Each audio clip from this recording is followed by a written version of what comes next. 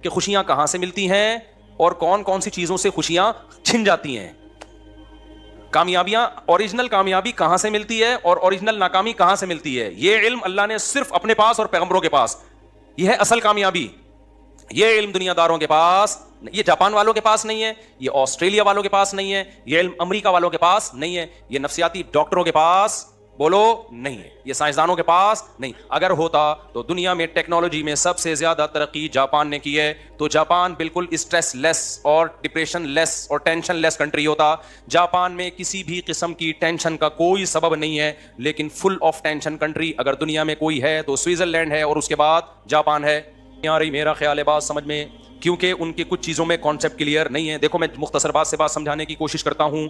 آپ کو پتہ ہے انسان کو دنیا میں اچھی لائف گزارنے کے لیے کس چیز کی سب سے زیادہ ضرورت ہے؟ پتہ ہے آپ کو؟ یہی نہیں پتا آپ کو؟ پیسے کی بھی ضرورت ہے یقیناً، گھر کی بھی ضرورت ہے، گاڑی کی بھی ضرورت ہے، سواری کی بھی ضرورت ہے، چنچی کی بھی ضرورت ہے، صحت کی بھی ضرورت ہے. سب سے زیادہ ضرورت ہے ریلیشن کی، محبتوں کی. انسان تنہائی وقتی طور پہ برداشت کرتا ہے. بائی نیچر انسان تنہا پیدا نہیں ہوا. سمجھتے ہو کہ نہیں سمجھتے؟ اور تنہائی کا مطلب یہ نہیں ہے کہ لوگوں کے بیچ میں آپ بیٹھے ہوئے ہو تو تنہا نہیں ہو. نہ اگر لوگوں کے بیچ میں آپ بیٹھے ہوئے ہو اور ان لوگوں کو آپ سے کوئی لگاؤ نہیں ہے، محبت نہیں ہے، تو بھی آپ تنہا ہو. سمجھتے ہو کہ نہیں سمجھتے؟ تنہا آدمی جو ہے نا، جس سے کوئی محبت نہ کرے، چاہے وہ مرد ہو یا عورت، وہ برباد ہو جاتا ہے. یہ محبت صرف ان لوگوں کو ملتی ہے جو اللہ اور رسول سے محبت کرتے ہیں، یہ مذہب پہ چلتے ہیں.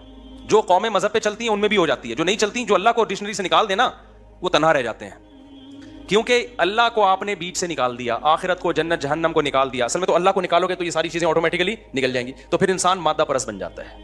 پھر انسان کیا بن جاتا ہے؟ پھر مادہ ہی اس کا خدا ہے. اور جب مادہ خدا ہے نا، تو آپ کا ریلیشن اتنا اس وقت تک ہوگا جب تک آپ کے اس سے مادی فائدے ہیں. جب فائدے نہیں ہیں تو ریلیشن گیا تیل لینے. تو پھر یہ مادی حیات بن جائے گی، یہ محبتوں والی زندگی نہیں بنے گی. دیکھو آدم علیہ السلام جنت میں تھے اکیلے، تو کیا سوئٹزرلینڈ جیسی لگژری، اس سے بھی اچھی لگژری لائف نہیں ملی ہوگی آدم علیہ السلام کو؟ میں اس سوال کا جواب دے رہا ہوں کہ سوئٹزرلینڈ میں اتنی خودکشیاں کیوں ہو رہی ہیں؟ پتہ ہے آپ کو کیوں ہو رہی ہیں؟ پہلے تو بتا دوں، اتنی ہو رہی ہیں کہ انہوں نے اس کو لیگل کر دیا ہے. سوئٹزرلینڈ میں ونس اپون اے ٹائم، ابے ہر آدمی کا خواب ہے نا سوئٹزرلینڈ جانے کا. کیا ہو گیا بھائی؟ ادھر توجہ، کیمرے کو نہ دیکھو. ہر آدمی کا خواب ہے یا نہیں ہے؟ بولو نا. سوئٹزرلینڈ میں اگر آپ کو ابھی گھر مل جائے، 1 منٹ بھی انڈا موڑ پہ رہو گے؟ یار سوئٹزرلینڈ، یار سوئس بینک میں اکاؤنٹ اور نیشنلٹی مل جائے تو پھر آپ کہو گے اب جنت میں جانے کی ضرورت ہی نہیں ہے. لیکن جو لوگ سوئٹزرلینڈ کی جنت میں رہتے ہیں، آج سے چند سال پہلے اتنی زیادہ خودکشیاں کر کے مرتے تھے کہ گورنمنٹ نے پہلے کہا کہ بھئی یہ اللیگل ہے، خودکشیوں سے لوگوں کو روکو. لوگوں نے کہا جب اللیگل ہے تو مرنے کے بعد سزا ملے گی نا. کیا خیال ہے؟ یہ ایسی چیز ہے جس کو روکنا، قانون کے ذریعے روکنا ممکن نہیں ہے. ارے بھائی زیادہ زیادہ اس سزا پہ ہم کیا کر سکتے ہیں؟ پھانسی. تو کہہ رہے میں تو مرنا ہی تو چاہ رہا ہوں میں. ارے دنیا میں سب سے بڑی سزا کیا سمجھی جاتی ہے؟ پھانسی. تو آپ زیادہ زیادہ یہ کر دو کہ جو خودکشی کرے گا اس کو پھانسی دے دی جائے گی، تو کہے گا فہو المرام. کیا خیال ہے بھائی؟ تو یہی تو مقصد ہے بھائی. تو کچھ یہ ممکن ہی نہیں ہے. تو سوئٹزرلینڈ نے عقل مندی کی، انہوں نے بولا یار اتنے لوگ مر رہے ہیں تو مرتے ہیں غلط طریقے سے نا. ادھر ادھر کوئی ادھر پڑا ہوا ہوتا ہے، ادھر پڑا ہوا ہوتا ہے. ٹرینوں کا سارا سیٹ اپ کیا ہو رہا ہے؟ برباد ہو رہا ہے ہمارا. ٹرینیں لیٹ نہیں ہوتی، وہ نیچے آ گیا، اس کی وجہ سے مسئلے. پھر ادھر پھر جو خودکشی نہیں کرتے وہ خودکشی والوں کو دیکھ کے ڈپریشن میں جاتے ہیں، ان کو خودکشی کے خیالات آنا شروع ہو جاتے ہیں. ادھر ادھر لاشیں پڑی بھی ہوتی ہیں، جن کو نہیں بھی ان کو موٹیویشن ملتی ہے، صبر کی توفیق نہیں ملتی ان کو. پھر کہتے ہیں جب فلاں مر سکتا ہے اتنا نیک آدمی، تو میں مر گیا تو کیا ہو گیا؟ ان کے حساب سے جو بھی نیک. تبلیغ جماعت ایک دفعہ گئی، حاجی عبدالوہاب صاحب رحمہ اللہ تعالیٰ. میں جب سوئٹزرلینڈ میں تھا تو مجھے وہاں یہ واقعہ سنایا. سوئٹزرلینڈ میں جب میں تھا نا تو وہیں کے مقامی مسلمان نے مجھے یہ واقعہ سنایا جو میں آپ کے سامنے سنا رہا ہوں. انہوں نے کہا کہ یہاں کئی سال پہلے حاجی عبدالوہاب صاحب آئے تھے، تبلیغ والوں نے بڑی محنتیں کی ہیں، کہاں کہاں نہیں گئے. تو حاجی عبدالوہاب صاحب کو پتہ چلا کہ 2 بندے ہیں. ہوا یہ ان کی خدمت میں 2 گورے لائے گئے. وہ گورے کیا تھے؟ وہ پورا ان کا پلان تھا کہ ہم نے اتنے بج کے اتنے منٹ پہ اجتماعی طور پہ مر جانا ہے. جوان لڑکے تھے، شراب کباب دولت سب کچھ. تو کسی نے ان کو بول دیا بھائی ادھر ٹرائی کر کے دیکھ لو، ایک بزرگ آئے ہوئے ہیں. تو مرنے سے پہلے ایک یہ لائف اسٹائل بھی ہے. وہ آ گئے اور اللہ کا شکر ہے خودکشی سے بھی بچ گئے، نیک بنے. اتنی بڑی بڑی داڑیاں رکھی، پوری زندگی تبلیغ کے لیے ان گوروں نے، سوئٹزرلینڈ کے گوروں نے وقف کر دیا. پتہ نہیں کہاں کہاں گاؤں دیہاتوں میں ان کی تشکیل ہوئی ہوگی سوئٹزرلینڈ کو چھوڑ کر. ایسے تبلیغ نے ہزاروں لوگوں کو خودکشیوں سے بچایا، ہزاروں کو. ٹینشن سے بچانے کا پروگرام گورے کے پاس نہیں ہے، مولوی کے پاس ہے. سمجھتے ہو؟ میرے ولاگ پہ نا کل کسی نے کمنٹ کیے ہوئے تھے کہ مفتی صاحب کے اتنے بیگم، اتنے بچے اور پھر بھی اتنے خوش ہیں. ان کا خیال یہ تھا یہ تو اتنی ذمہ داریاں، اتنی ٹینشنوں کے بعد تو خوش رہنا ممکن نہیں ہے. تو ایک لائف اسٹائل یہ کہ ٹینشنوں کے تمام اسباب کے بعد آپ کہہ رہے ہو کہ خوش ہے. لیکن میں نے جاپانیوں کو دیکھا टेंशनों और स्विट्जरलैंड वालों को देखा, टेंशन का कोई सबब नहीं है, फिर भी क्या है टेंशन में। इसका मतलब कोई टेक्निकल फॉल्ट है ना आपके और हमारे नजरिए में, कोई फॉल्ट है भाई। तो ये मैन्युफैक्चरिंग फॉल्ट नहीं है, ये बाद में आपने पैदा किया है। वो फॉल्ट ये है कि आप नेचर से हटने में सुकून तलाश कर रहे हो, और इस्लाम आपको नेचर की तरफ लेकर आ रहा है। बीवी बच्चे होना ये नेचर है इंसान की। ये टेंशन छोटी टेंशन है, बड़ी टेंशनों से बचाती है। खानदान होना, मोहब्बतें मिलती हैं इससे इंसान को, औलाद होना, बच्चे होना, भतीजे होना, भांजे होना, पोते होना, नवासे होना, बाप होना, भाई होना, बहन होना, चाचे होना, मामे होना, ये नेचुरल है। और वो जो है ना स्विट्जरलैंड, मैं और मेरा पैसा, ये नेचुरल नहीं है। इसमें पैसा तो होगा, रिलेशन नहीं होगा, मोहब्बतें नहीं होंगी। इससे हमारा वो गांव देहात का आदमी अच्छा है जो मंजी पे बैठते दूध निकाल के पीता है और मक्खन पे जिंदगी गुजार देता है, वो ज्यादा खुश है। समझते हो, उसके रिलेशन मजबूत हैं, मोहब्बतें हैं। गांव देहातों में तो गया हूं मैं, जापान स्विट्जरलैंड भी गया हूं, तो मैं कच्ची आबादियों में भी टाइम गुजारा है हमने बहुत ट्रैवलिंग की है। आज से थोड़ी मैं ट्रैवलिंग कर रहा हूं, तो बचपन से ट्रैवलिंग कर रहा हूं। गांव देहातों में भी हमने टाइम गुजारा है, पहाड़ों पत्थरों में भी, बलूचिस्तान के खुश्क पहाड़ों में भी हमने टाइम गुजारा है। तो टेक्निकल फॉल्ट तो स्विट्जरलैंड का मैं जल्दी खत्म कर दूं ना पहले। तो उन्होंने क्या किया, मेरे भाई कोई उधर चिपका हुआ है, कोई उस बिजली के खंबे से, उससे बिजली का मसला भी क्या होता है, और उनको देख देख के जो नहीं चिपक रहे उनको भी चिपकने का शौक बोलो पैदा हो रहा है। तो मजबूर होकर स्विट्जरलैंड की गवर्नमेंट ने यह किया कि यार एक काम जब हो ही रहा है तो तमीज से हो जाए, अच्छा नहीं है। तो उन्होंने फिर लीगल कर दिया। उन्होंने बोला रजिस्ट्रेशन करवाएं, और उसमें टाइम लगता है, रजिस्ट्रेशन में उसमें टाइम लगता है। वो कहते हैं आपने मरना ही है ना, तो हम आपको बताएंगे कैसे मरना है, तमीज से मरो भाई। मरने का भी हर काम तमीज से होता है, हमारे यहाँ हर काम बदतमीजी से हो रहा है। क्या ख्याल है? गोरे में एक बड़ी क्वालिटी है, काम सही हो या गलत हो, लेकिन होता क्या है, लाइन में लग के तमीज से। तो उन्होंने कहा मरना है, जहन्नम में जाना है, लाइन में लग के जाओ जहन्नम में। ये नहीं उधर से पहले मैं कूदूंगा, तू पहले जहन्नम में कूदेगा। खुदकुशी करने वाला तो आग में जलता है। वो क्या, काफिर जब खुदकुशी करता है तो कुफर का गुनाह भी, खुदकुशी का गुनाह एक अलग से मिलता है उसको। जिस खुदा ने तुझे पैदा किया था उस पर तवक्कुल क्यों नहीं किया तूने, उस पर एतमाद क्यों नहीं किया, दुनिया को मुसाफिर खाना क्यों नहीं समझा, मेरी आयात पर ईमान क्यों नहीं लेकर आया, वो और जहन्नम की बड़ी आग में कूद रहा है। तो उन्होंने कहा तमीज से लाइन लगा के कूदो। ये हफरा तफरी, पहले मैं जहन्नम में घुसूंगा, अबू जहल से मैंने मुलाकात करनी वगैरह, मैंने मिर्जा गुलाम अहमद कादियानी से मेरी मुलाकात कल की तय हो चुकी है और आप अभी वो कर रहे हो। तो वो कहते तमीज से, आप सबको फिरौन से, हामान से और अबू जहल से और नमरूद से, मिर्जा गुलाम अहमद कादियानी से, इन तमाम लोगों से आपकी मुलाकात हमने पहले से एक अपॉइंटमेंट है। इतने आदमियों से फिरौन एक ही टाइम पे नहीं मिल सकता। ये मैं इसलिए कह रहा हूं कि आज हमारे यहां भी खुदकुशी का रुझान बढ़ रहा है। तो ये खुदकुशी करने वाला इस खुशफहमी में ना रहे कि मैं गमों से जान छुड़ा के बच जाता हूं। और भाई तुम गमों से जान छुड़ाकर उससे बड़े गमों में अपने आप को धकेल देते हो। अल्लाह नहीं छोड़ेगा। अल्लाह के सामने ये उजर नहीं है कि मैं बेरोजगार था। एक शख्स ने नबी के दौर में जिहाद में जख्मी हुआ और जख्मों की तकलीफ की वजह से अपना गला काट दिया। नबी ने फरमाया जहन्नम में। जख्मों की तकलीफ कम होती है क्या? तो आप किस खुशफहमी में हो कि आप अपने आप को मार दोगे तो आप बच जाओगे? ना, अल्लाह नहीं छोड़ेगा। अल्लाह जहां गफूर रहीम है, अजीजुन ज़ुंतिकाम भी है, वो इंतकाम लेने वाला भी है। कत्ल चाहे किसी और का हो चाहे अपना हो, ये जान कि हम खुद मालिक नहीं है। गैर मुस्लिम कहते हैं मैं अपनी, मेरा जिस्म मेरी मर्जी, गैर मुस्लिमों के नारे हैं। मुसलमान कहते हैं ना औरत का जिस्म पे उसकी मर्जी, ना मर्द के जिस्म पे उसकी मर्जी। ये हमें अल्लाह ने दिया है भाई। जब अल्लाह ने दिया तो वो जैसे कहेगा हम वैसे चलाएंगे विस्को। उसको कहना चाहिए, मैंने विस्को इसलिए कहा, लोग आजकल कह रहे हैं ये लफ्ज, कहते हैं विस्को, वब। एक साहब मुझे कहने लगे जब ये काम मैं करूंगा वब तुमने भी ये करना पड़ेगा। तो कुछ लुगतें हम लोगों से उधार ले रहे हैं। खैर, तो वो क्या किया, उन्होंने कहा भाई लाइन लगा के जहन्नम में जाए। अब क्या हो गया कि सेटअप पूरा बना दिया उन्होंने, रजिस्ट्रेशन हो रही है। हम बिजली से मरना पसंद करेंगे या गैस से मरना पसंद, इज्तिमाई मरना, अल्लाह बचाए, मेरे को मजाक उड़ाना मकसद नहीं है, लेकिन अल्लाह हम सबको इस आजाब से बचाए। तो ये एक दूसरा पहलू है। ये क्या है भाई? एक दूसरा पहलू है। इस पहलू को नजरअंदाज कर दिया जाता है। तो इसमें क्या चीज है जो सबसे अहम, रिलेशन खत्म हो गया। क्या खत्म हो गया? पैसा पैसा पैसा। अब लोग कह रहे हैं पैसा है तो अच्छी बीवी मिलेगी। गलत, 100% गलत है। मैंने एक बयान में कहा है कि पैसा होगा तो आपको अच्छी बीवी मिलेगी। उससे मुराद ये है कि आप जिसको अच्छी समझते हो, मालदार को आप अच्छी समझते हो, तो वो पैसे वालों को ही मिलती है। लेकिन अच्छी जो शरीयत की नजर में अच्छी है भाई, वो अगर पैसा देख के आ रही है तो इम्कान है अच्छी भी हो सकती है और बुरी भी हो सकती है। हमने बहुत सारे गरीबों में ऐसी वफादार औरतें देखी हैं। हमारे एक जानने वाले थे, उनकी डेथ हुई, बहुत गरीब रक्षा चलाता था वो। जब उसके शौहर की डेथ हुई है, बूढ़े शौहर की, उसकी बीवी ने जाके उसके जूते सर पे रख लिए अपने गम से। हालांकि क्या घर में लाके कुछ टुकड़े, भूसी टुकड़े खिला रहा था घर में लाके। इन औरत को अपने शौहर से मोहब्बत थी कि मेरा जिंदगी इस शख्स के साथ मैंने गुजार दी, आज ये आंखें बंद करके दुनिया से चला गया। हमारे जिस दोस्त ने ये वाकया सुनाया, मैंने कहा यार ऐसी मोहब्बत अक्सर, 100% नहीं, अक्सर मालदारों में हमें नहीं मिलती, अक्सर नहीं मिलती। पैसे के मालदारों में तो ऐसे केस आ रहे हैं कि शौहर के पास पैसा गया तो बेगम भी गई।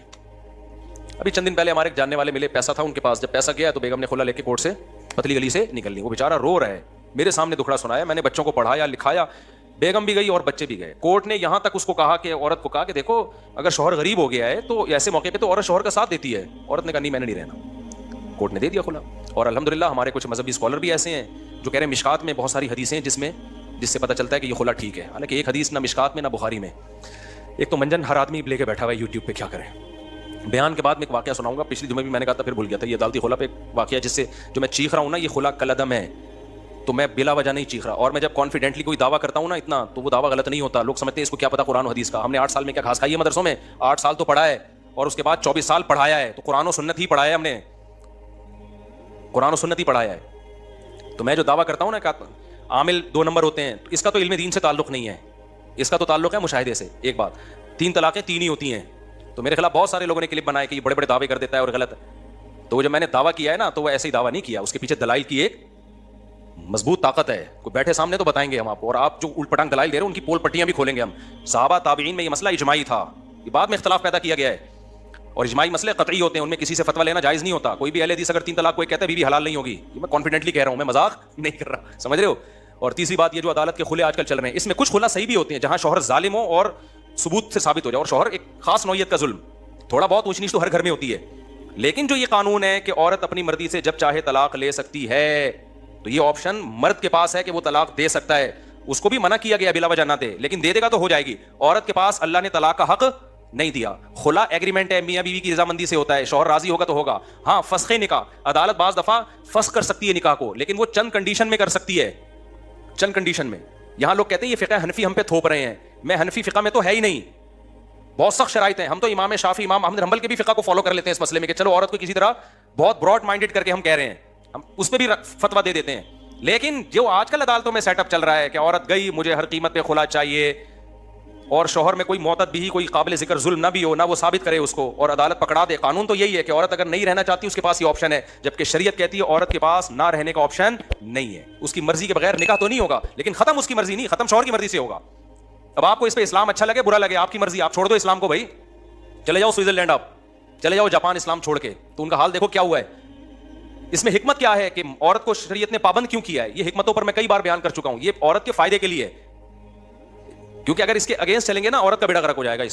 اس میں کیا ہے وہ تفصیل سے میں بیان کر چکا ہوں, ابھی میں وہ ٹاپک نہیں چھیڑوں گا. لیکن ابھی تو یہ بتانا مقصد ہے کہ یہ جو آج کل کے نئے نئے اسکالر آ رہے ہیں نا کہ نہیں جی عدالتی خلا عورت جب جائے تو لے سکتی ہے, جج سمجھتا ہے کہ یہ نہیں رہ سکتی ایکچولی تو چھوڑ دو اس کو. یہ جج اپنی بیوی کو چھوڑ سکتا ہے, دوسروں کی بیویوں کو چھوڑنے کا جج کے پاس کوئی رائٹ نہیں ہے. اب میری بات خواتین کو بری لگتی ہے تو وہ میرے خلاف بولتی ہیں. بھائی میرے خلاف نہیں بولو, اللہ رسول کے خلاف بولو. میرے خیال میں تو قرآن بیان کر رہا ہوں. لوگ کہتے ہیں کہ وہ فلاں اسکالر نے حدیث نمبر پیش کی ہے, اس میں تو لکھا ہوا ہے خلا عورت خود بھی لے سکتی ہے, فلاں وہ نمبروں سے متاثر کر رہے ہیں. میرے بھائی آپ کو اس حدیث کا ترجمہ پڑھ لو تو پتہ چل جائے گا, کیونکہ ان کم وقتوں کو ترجمے بھی نہیں آتے, ترجمے بھی غلط کر رہے ہوتے ہیں بہت دفعہ. عربی تو آتی نہیں ہے ان لوگوں کو بیچاروں کو. کوئی ایسی حدیث نہیں ہے جس میں ہوتا ہے کہ جج کے پاس رائٹ ہے کہ وہ جب چاہے عورت کو خلا دے سکتا ہے جب بھی عورت جائے گی. ایسے کوئی حدیث نہیں ہے. اسلام میں عورت باؤنڈ ہوتی ہے, سمجھ رہے ہیں. اس میں بہت ساری حکمتیں, عورت ہی کے فائدے کے لیے یہ حکمتیں.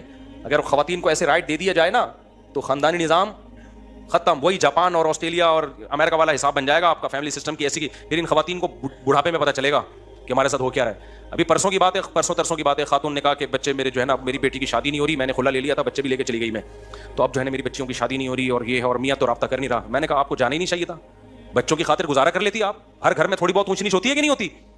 اس وقت تو بڑے مزے لگے ہوئے تھے کہ نہیں جی ایکچولی یہ تھوڑا سا خرچہ کم دے رہا ہے اور یہ یوں کر رہا ہے, تو تھوڑی بہت اونچ نیچ ہر گھر میں ہوتی ہے. بچے بھی چھین لیے, مرد نے پھر بچے چھوڑ دیے, تو اس نے کہا میرا ان سے کوئی تعلق. وہ بیچارے نے پہلے تو کوشش کی, نہیں ملے تو اس نے کہا جاؤ پھر. اب جب بچیاں بڑی ہوتی ہیں تو یہ مائیں کیا ہوتی ہیں, پریشان. بچیوں کو تحفظ باپ کا کام ہے. تو بہت بڑے مسائل ہیں بھائی, آگے تو سارا سیٹ اپ تباہ برباد ہونے والا ہے. ان اسکالرز جو نئے نئے مارکیٹ میں آ رہے ہیں نا, بیڑا غرق کر دیا, بیڑا ہی غرق کر دیا. تو دعوے ہیں, ان تلوں میں تیل ہے نہیں. تو طلاقیں 3 ہی ہوتی ہیں. اسی طرح تراویح بھی 8 رکعتیں نہیں ہوتی. اس میں بھی بڑا کانفیڈنٹلی کہتا ہوں, یہ پتہ نہیں بات میں نکالا ہے. لوگ کیا کہتے ہیں, سعودی عرب کے مفتیوں کے حوالے دیتے ہیں. سعودی عرب, پہلی بات تو کہ سعودی عرب کے سارے مفتی یہ نہیں کہتے. آپ ان مفتیوں سے ملے ہو جو آپ کے مطلب کی بات کر رہے ہیں.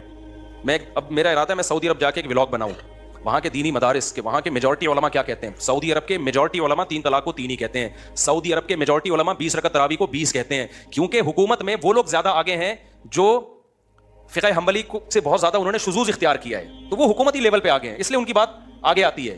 لیکن سعودی عرب تو بہت بڑا ہے بھائی, ہم تو ساری دنیا سے ہر ایک سے ملتے ہیں. تو سعودی عرب کے بھی آج بھی علماء کی میجورٹی, جو وہاں کے مدارس کے جو صحیح علماء ہیں, وہ فقہ حنبلی کو فالو کر رہے ہیں. وہ کہتے ہیں تراویح 20 رکعت ہوتی ہے اور وہ 3 طلاق کو 3 مانتے ہیں. میرا ارادہ ہے میں سعودی عرب جا کے ولاگ بناؤں گا تو وہاں کے علماء کی رائے بھی شائع کروں گا تاکہ جو پروپیگنڈا ہو رہا ہے نا. اور دوسری بات, اگر سعودی عرب کے سارے لوگ بھی کہہ دیں بھائی سعودی عرب کے علماء کیا صحابہ سے بڑھ گئے, بولو تابعین سے بڑھ گئے ہیں کیا؟ تابعین میں صحابہ میں کوئی ایک حدیث دکھا دو جنہوں نے 8 رکعت تراویح پڑھی ہو کبھی. حضرت عمر سے ایک روایت ہے وہ ضعیف ہے, اور اس کے ضعیف ہونے کے دیگر اسباب میں ایک بڑی سبب یہ بھی ہے کہ اگر حضرت عمر نے 8 پڑھی ہوتی نا, اس دور میں کہیں نہ کہیں روئے زمین پہ 8 پڑھی جا رہی ہوتی, کہیں بھی نہیں ملتا ہمیں. پھر اسلاف نے تراویح کو تراویح کا نام جو دیا نا, یہ دیوبندی بریلویوں نے تھوڑی دیا ہے, تو اسلاف نے نام دیا ہے. تراویح کا لفظ بتا رہا ہے کہ 8 پہ یہ بیٹھتا ہی نہیں ہے. ترویحہ کہتے ہیں 4 رکعتوں کو, تراویح ترویحہ کی جمع اقصی ہے, بہت ساری 4 رکعتیں کو تراویح کہا جائے گا. تو اس لیے جو آج کیا اس کا نام چینج کر کے صلاۃ اللیل کر رہے ہیں اس کو. صلاۃ اللیل بھی تراویح ہی ہے, جو بھی رات میں نماز پڑھی جائے گی وہ تراویح ہی, وہ صلاۃ اللیل کہلائے گی. اس میں وتر بھی ہے, اس میں تہجد کی نماز بھی, اس میں تراویح کی نماز بھی, لیکن وہ صلاۃ اللیل جو نبی نے 3 دن پڑھی ہے جماعت کے ساتھ اور پھر اس کو چھوڑ دیا, پھر حضرت عمر نے اس کو زندہ کیا, اس صلاۃ اللیل کے بارے میں آپ کو صحیح حدیث سے دکھاؤ جو بے غبار ہو, مسترب بھی نہ ہو کہ نبی نے وہ 8 پڑھی ہو. نہیں ہے آپ کے پاس. تو یہ آپ کی فہم ہے کہ آپ تہجد والی حدیث کو تراویح پہ فٹ کرتے ہو, یہ آپ کی سوچ ہے. تو آپ قرآن و سنت کی جو تشریح کرتے ہو اس تشریح کو آپ امت پہ نہیں مت تھوپو. آپ کہو یہ میری پرسنل رائے ہے, تو ٹھیک ہے آپ اپنی رائے پر عمل کریں, ہمیں اس پہ کوئی کبھی جو 8 پڑھ کے جاتا ہے ہم نے کبھی روکا اس کو, ٹھیک ہے تمہاری رائے ہے. امت کو آپ وہ بتاؤ جو صحابہ تابعین اور چاروں اماموں کی رائے ہے, وہ قرآن و سنت کو آپ سے زیادہ سمجھتے تھے. اور اگر آپ نے امت کو سعودیہ کے مفتیوں کی رائے دینی ہے تو سعودیہ کے آج کے مفتی بھی ہیں اور سعودیہ کے 100 سال پہلے کے مفتی بھی ہیں جو 1400 سال سے چلے آ رہے تھے. 1400 سال سے جو سعودیہ مفتی چلے آ رہے تھے وہ تراویح کو 20 رکعتیں کہتے تھے اور 3 طلاق کو کیا کہتے تھے؟ 3. ابھی میرا 3 طلاق پہ چیلنج گیا ہے نا, بس یہ کر کے بات ختم کرتا ہوں. چیلنج گیا ہے نا, کہیں بھی نہیں ہے 3 طلاقیں ایک ہوتی ہیں. اس چیلنج کے بہت سارے لوگ جواب دے رہے ہیں. ایک نے کمنٹ میں کیا کہ جی مفتی صاحب اب UAE نے بھی 3 طلاقوں کو ایک کیا ہوا ہے اور انڈیا نے بھی 3 طلاقوں کو ایک کر دیا ہے, مصر نے بھی 3 کو ایک کر دیا ہے. صرف یہ انڈیا پاکستان کے مفتیوں پہ ہی شامت آئی ہوئی ہے, یہ جمود سے ہٹتے نہیں ہیں.